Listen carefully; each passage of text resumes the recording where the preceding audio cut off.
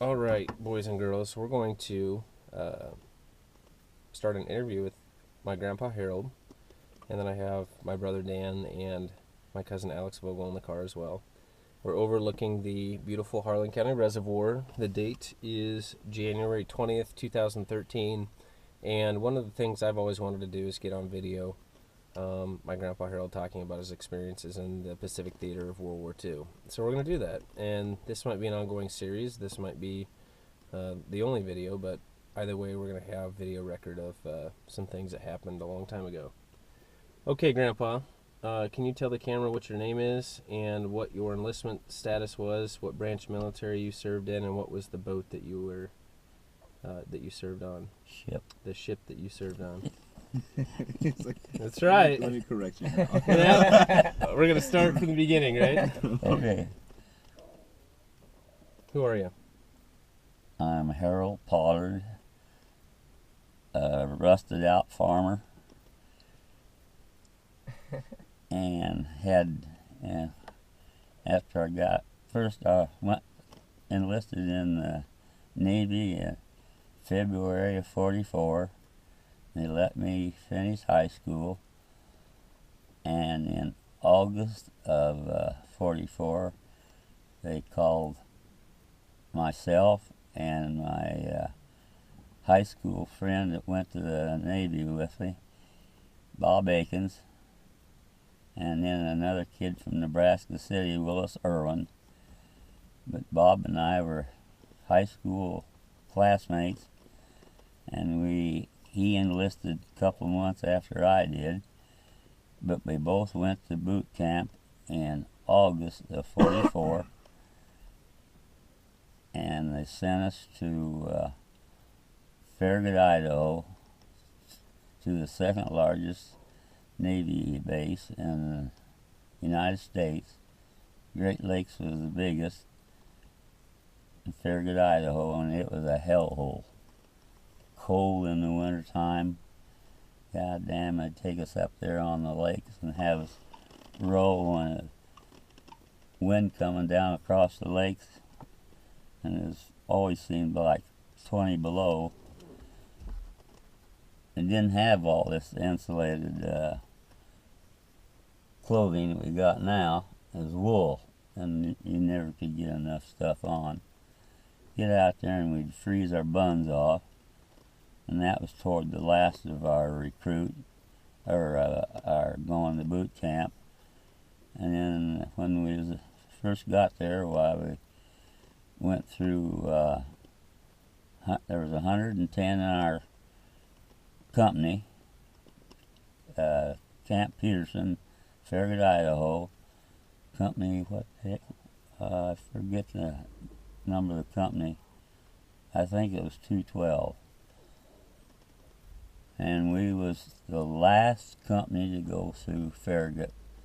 It had so much sickness in the years it was open that they closed her down. And looking at my buddy Bob, you wouldn't think he had enough sense to pour pee out of a boot with instructions on the heel, but he was a sharp object. And he was always getting extra duty. he just couldn't keep his mouth shut. Mm-hmm. So we went through boot camps there, and you had to know how to swim before you graduated. And he couldn't swim, so down in the pool, the training center there, well, you had to jump off in this about 20 foot off in the pool, abandoned ship, you know. And he could do that all right, but he couldn't swim, and he got by till they caught him. He'd get down the bottom of the pool and walk clear across the pool underwater. He couldn't swim. And they caught him. And so he had to go the last of the time we was there in boot camp. He had to go down at night and learn how to swim. Well, if he wasn't doing that, he was doing extra duty. Mm-hmm. And swimming's important in the Navy, right? You had to know how to swim. It's kind of a big deal. Kind of a big deal when you're out on a ship in the middle of the ocean, right? Yeah. So, Grandpa, tell me about the naval warship that you served on. What was its name? What was its class? And what was its primary objective? I'll get there. Okay, Okay, first I'm going to tell this story about Bob. you got it. All right. We was just about, he'd done every weekend extra duty, and it was about 2 weeks before we graduated. He had to go over and finish his extra duty off cleaning dishes.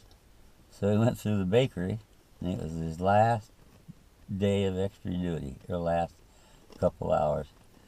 And he went through the bakery and come back out, there's nobody there, and there's all these pies on the table there. Mm-hmm. And so he grabs one and sticks it under his shirt, and he comes out and they caught him. Akins? Yes, sir? He says, what are you doing? He says, going back to the barracks. He says, what you got on your shirt? Well, he says, I thought the boys back there were pretty hungry for pie, so I just took one for them. That's fine. You'll just get another 2 weeks of extra duty.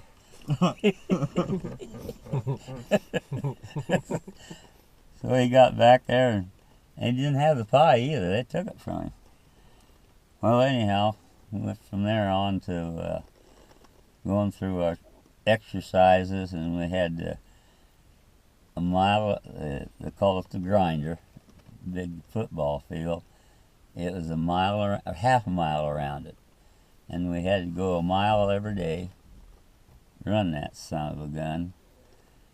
And if you couldn't make it, why, you probably had a good chance of being washed out, but everybody most generally made it. And then we did have inspection, white glove inspection. That was pretty hard to meet, but we got it a couple times. We got as the companies why we got first and give us a little time off. But What's the white glove inspection? going around the barracks and see if everything was clean. And that had to be pretty damn good, the white glove.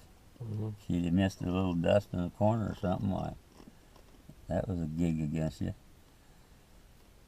Well, we had just one kid in boot camp with us. It was I think his name was Stanford.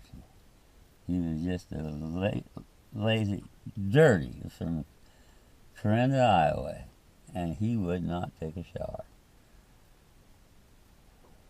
So the chief of our company, he was what? He was a high school math teacher, I think.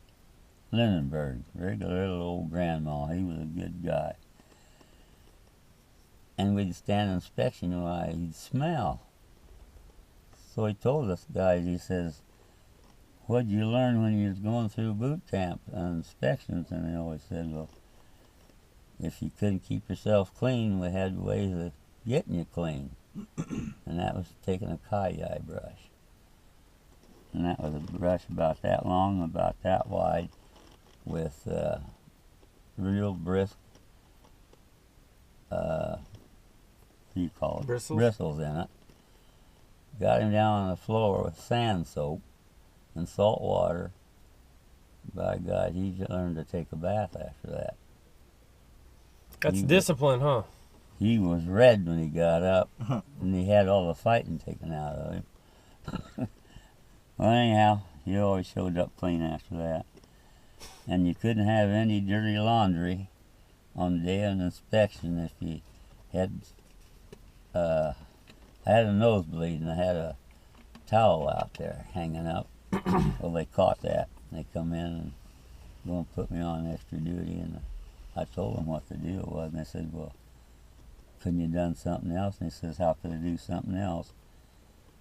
If you open my sea bag and there'd be a bloody towel, or it'd be wet, So they let me off of that.